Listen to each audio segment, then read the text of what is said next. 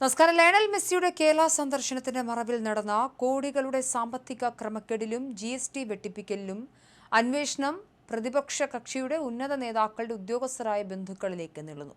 പ്രമുഖ CPM നേതാവിന്റെ ഭാര്യ ഉൾപ്പെടെയുള്ള ഉദ്യോഗസ്ഥർ നിലവിൽ പ്രത്യേക അന്വേഷണ സംഘത്തിന്റെ തീവ്ര നിരീക്ഷണത്തിലാണ്. തട്ടിപ്പ് ഒതുക്കി തീർക്കാൻ ഉന്നത രാഷ്ട്രീയ സ്വാധീനം ഉപയോഗിച്ചെന്ന സംശയത്തെ തുടർന്ന് ഇവരുടെ മൊഴിയെടുക്കാൻ അന്വേഷണ സംഘം കോഴിക്കോടെത്തി.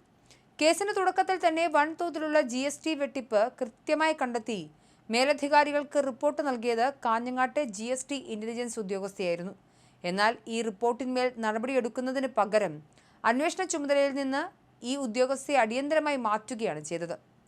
പകരം CPM അനുകൂലിയായ ഉദ്യോഗസ്ഥന് ചുമതല നൽകി അന്വേഷണം അട്ടിമറിക്കാൻ നീക്കം നടന്നുവെന്നാണ് പ്രധാന ആരോപണം. തുടക്കത്തിൽ സാമ്പത്തിക കൃത്രിമം കണ്ടെത്തിയ കാഞ്ഞങ്ങാട്ടെ ഉദ്യോഗസ്ഥയുടെ മൊഴി SIT ഇന്ന് രേഖപ്പെടുത്തും. ഇതോടൊപ്പം അന്വേഷണം വഴിതിരിച്ചുവിടാനും നികുതി വെട്ടിപ്പുകാർക്ക് ഒത്താശ ചെയ്യാനും ശ്രമിച്ച CPM നേതാവിന്റെ ഭാര്യയടക്കമുള്ള GST ഉദ്യോഗസ്ഥരെയും SIT ചോദ്യം ചെയ്യും. ഇവരുടെ പങ്കിനെക്കുറിച്ചുള്ള കൃത്യമായ ഡിജിറ്റൽ തെളിവുകൾ അന്വേഷണ സംഘം ശേഖരിച്ചിട്ടുണ്ട്. നികുതി വെട്ടിപ്പിന് കൂട്ടുനിൽക്കുകയും ഗുരുതര കൃത്യവിലോപം കാണിക്കുകയും ചെയ്ത ഉദ്യോഗസ്ഥർക്കെതിരെ വകുപ്പ് തല നടപടി കടുപ്പിച്ചു. GST കമ്മീഷണർ വീഴ്ച വരുത്തിയ ഉദ്യോഗസ്ഥർക്ക് ഔദ്യോഗികമായി ചാർജ് മെമ്മോ നൽകി.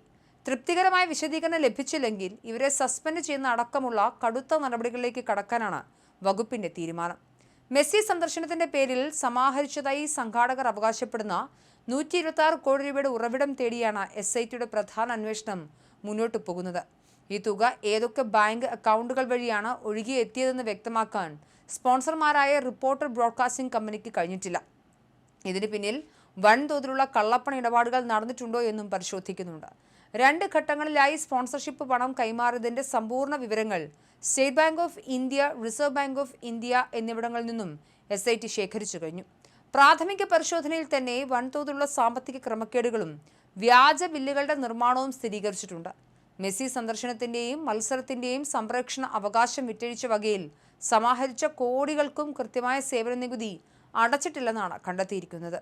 ഇതിനായി ഉണ്ടാക്കിയ കരാർ പത്രങ്ങളും രേഖകളും പിടിച്ചെടുത്ത SIT സർവീസ് ടാക്സ് ഇനത്തിൽ മാത്രം കോടികളുടെ ചോർച്ചയുണ്ടായതായും കണക്കാക്കുന്നു. സംപ്രേഷണ അവകാശത്തിനു പുറമെ ഭീമമായ തുക സ്പോൺസർഷിപ്പായും ടിക്കറ്റ് മുൻകൂർ വിൽപ്പനയുടെയും സമാഹരിച്ചിരുന്നു. വ്യാജ രസീതുകളും നിയമവിരുദ്ധ അക്കൗണ്ടുകളും ഉപയോഗിച്ച് നടത്തിയ ഈ പണമിടപാടുകളിലും ലക്ഷക്കണക്കിന് രൂപയുടെ GST വെട്ടിപ്പാണ് നടന്നിട്ടുള്ളത്. CPM നേതാവിന്റെ ഭാര്യ അടക്കമുള്ളവർ കേസിൽ നിരീക്ഷണത്തിലായതോടെ വിഷയം വലിയ രാഷ്ട്രീയ കൊടുങ്കാറ്റായി മാറിയിട്ടുണ്ട്.